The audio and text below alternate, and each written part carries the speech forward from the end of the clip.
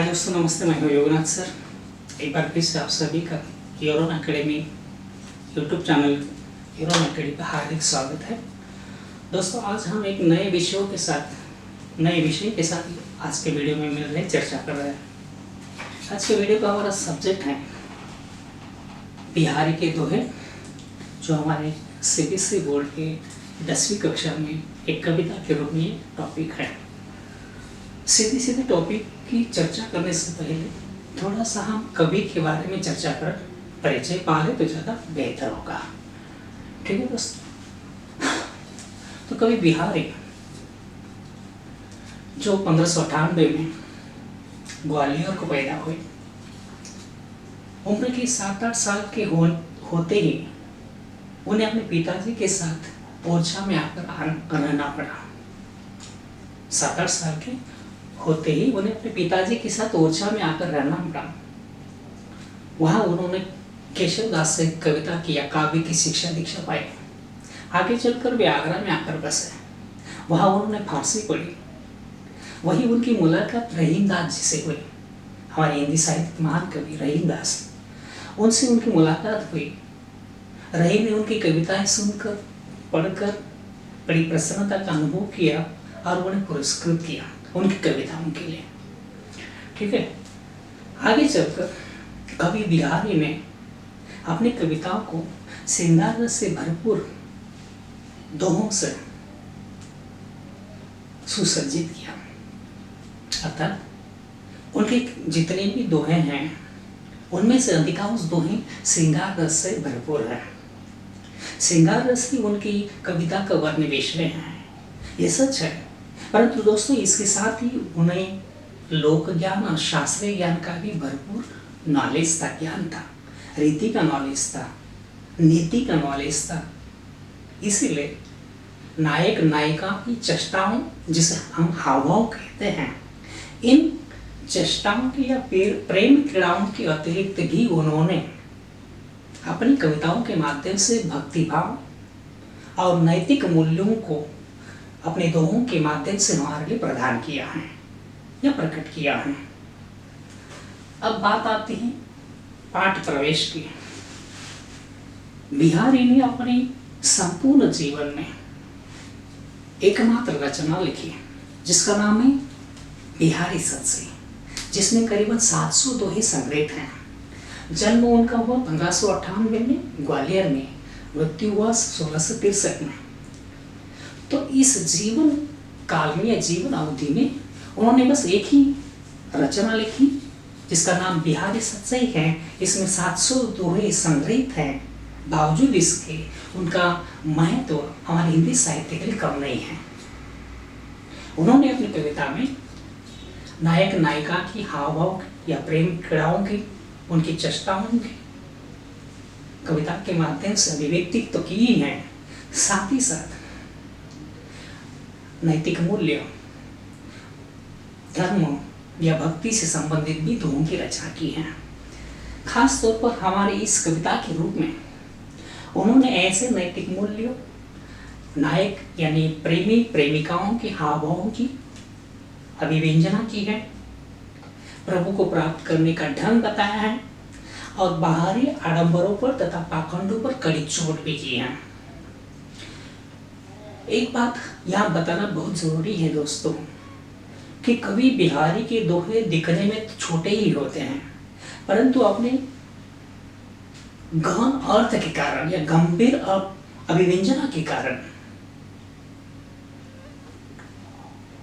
उन्हें गागर में सागर भरने की कला अवगत थी, ऐसा लोगों का मानना है। उनके बारे में एक दोहा किसी महान कवि ने लिखा है, सतसैया के दोहरे देखन में छोटे लगे, सतसैया के दोहरे देखन में छोटे लगे परंतु घाव करते गंभीर हैं। सतसैया के दोहरे जो नाविक के तीर देखन में छोटे लगे पर घाव करे गंभीर।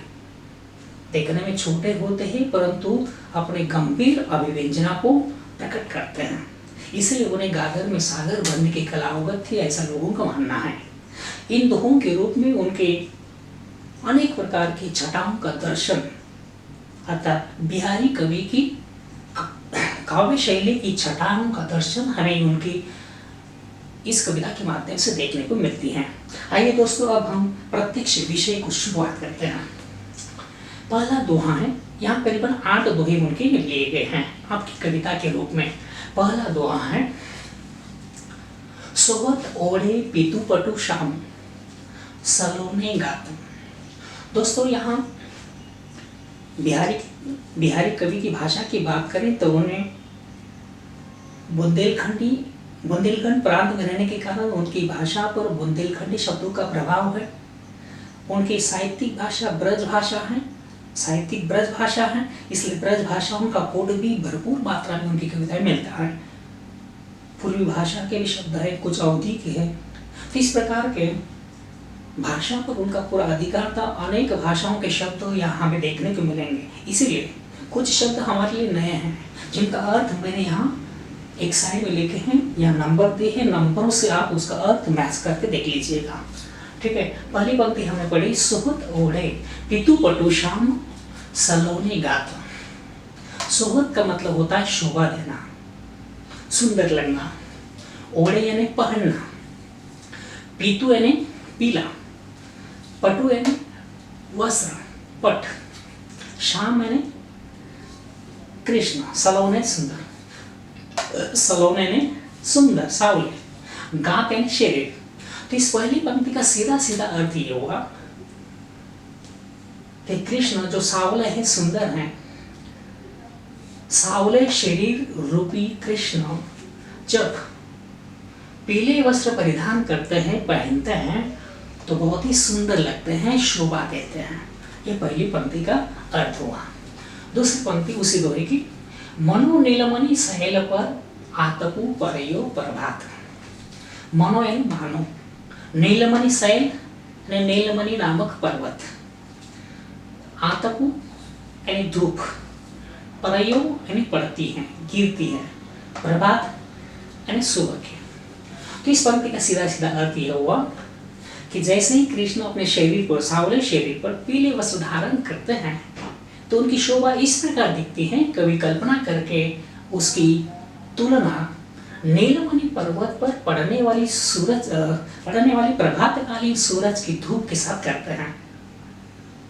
कवि को लगता है कि मानो कृष्ण इस प्रकार शोभायमान है, जगमगा रहे हैं पीले वस्त्र पहनने से, धारण करने से, मानो प्रभातकालीन सूरज की कोमल कोमल किरणें नीलमणि पर्वत पर आ पड़ी हो, जिससे नीलमणि पर्वत खुद जगमगा रहा हो। इस प्रकार की कल्पना कवि ने कृष्ण के सावले शरीर पर पीले वस्त्र धारण करने से जो उनकी शोभा बढ़ गई है, उनका रूप सौंदर्य में चार चांद लग गए हैं, वही कल्पना इस प्रकार प्रतीकात्मक ढंग से यहाँ व्यक्त की है। ठीक है दोस्तों, अब देखते हैं दूसरा दोहा।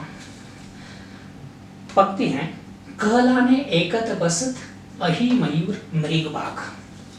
कहलाने यानी व्याकुल होना, बेचैन होना, एकत्र यानी एकत्र, बसत यानी बसे हैं, रहते हैं, अहि यानी सांप सर्प, मयूर मोर, मृग हिरण और बाघ यानी शेर। तो इस पहली पंक्ति का सीधा सीधा अर्थ ये हुआ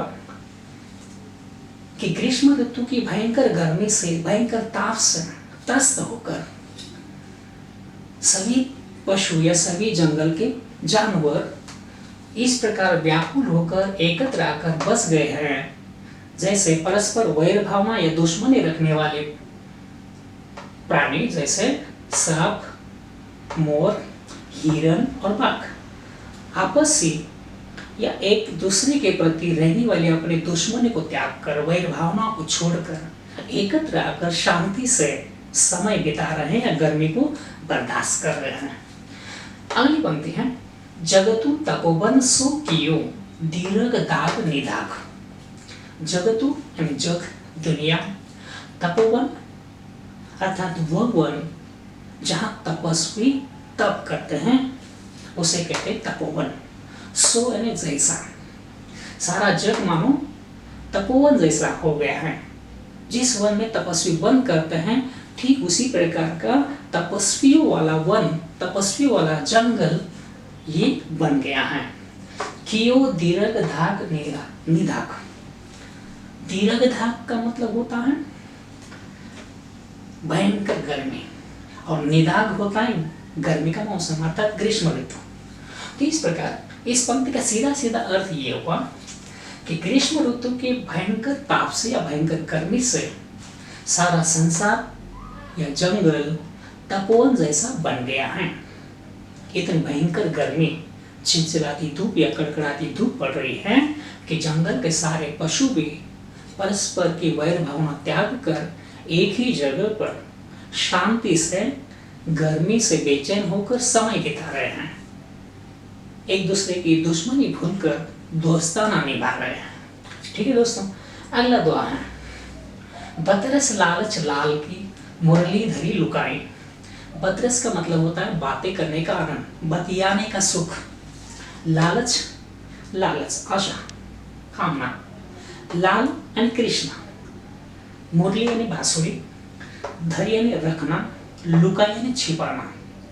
तो पहली पंक्ति का सीधा सीधा अर्थ ये हुआ, बतियाने के सुख पाने के लिए या बातें करने का आनंद प्राप्त करने के लिए कृष्ण की प्रेमिकाएं, जैसे कि आप जानते हो कि कृष्ण की प्रेमिकाएं जो 16,000 मानी गई हैं, जितनी भी गोपिकाएं थी